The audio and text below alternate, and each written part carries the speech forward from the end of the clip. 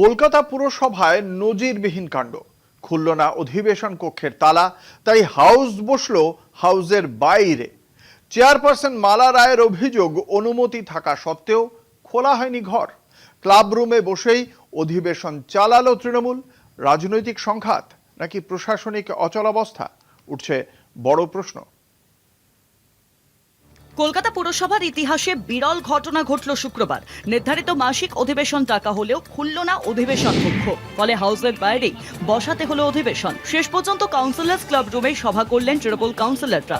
এই ঘটনাকে ঘিরে শুরু হয়েছে তীব্র রাজনৈতিক বিতর্ক। পুরসভার চেয়ারপারসন মালা রায় অভিযোগ করেছেন, অধিবেশন কক্ষ খোলার জন্য আগেই পুরসভার সেক্রেটারিকে জানানো হয়েছিল, এমনকি চিঠিও পাঠানো হয়। চেয়ারপারসনের অনুমতি ছাড়া কিভাবে হাউস স্থগিত করা হলো, কিন্তু তারপরেও ঘরের তালা খোলা হয়নি। অভিযোগ, নতুন সেক্রেটারি জানান তিনি এখনো দায়িত্ব নেননি, তাই চাবি দিতে পারবেন না। এই পরিস্থিতিতে বাধ্য হয়ে ক্লাব রুমে অধিবেশন বসানো হয়। সেখানে উপস্থিত ছিলেন মেয়র ফেরাদ হাকিম এবং ডেপুটি মেয়র অতীন ঘোষ। তবে বিরোধী কোনো দলের কাউন্সিলর সেখানে ছিলেন না, মূলত তৃণমূল কাউন্সিলররাই যোগ দেন। রাজ্য এখন বিজেপির ক্ষমতায় থাকলেও কলকাতা পুরসভা এখনো তৃণমূলের দখলে। সেই কারণেই প্রশাসনিক স্তরে চাপ তৈরি করা হচ্ছে বলে অভিযোগ কলকাতা পুরসভার শাসক দলের। পরিষেবা বিঘ্নিত হোক আমরা চাই না, কারণ কলকাতার মানুষের কাছে আমরা দায়বদ্ধ। 100 দিনের কর্মীকে সকাল 6টা থেকে রাত্রি 12টা অবধি কাজ করতে বলছেন, হোল নাইট কাজ করতে বলছেন। এটা আমি কোনোদিন আমরা এই সামান্য টাকায়, এই মাত্র 100 দিনের টাকা কতই বা তারা পায় মাসে, এই গরিব মানুষগুলোর উপর অত্যাচার, বলবো অত্যাচারই করা হচ্ছে।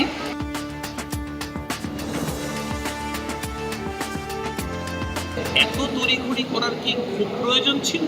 কলকাতার মানুষ যারা এই পরিষেবাগুলো থেকে বঞ্চিত হচ্ছেন, কারণ পুরসভায় যদি মাসিক অধিবেশন না হয় তাহলে কিন্তু আইনি সংকট তৈরি হবে as per the Kolkata municipal corporation act 1985।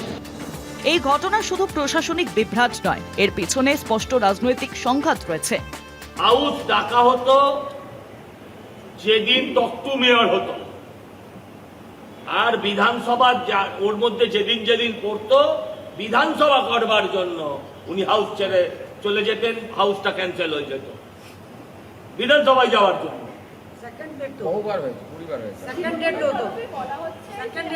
আছে এখনো তৃণমূল, যে তার তরফ তো ক্লাবের মতন হলো আজকে যাবো। কলকাতা পুরসভার অধিবেশন কক্ষ বন্ধ থাকার মতো ঘটনা আগে কখনো শোনা যায়নি, তাই ঘটনাকে কেন্দ্র করে রাজনৈতিক উত্তাপ বেড়েছে। কলকাতা টিভি।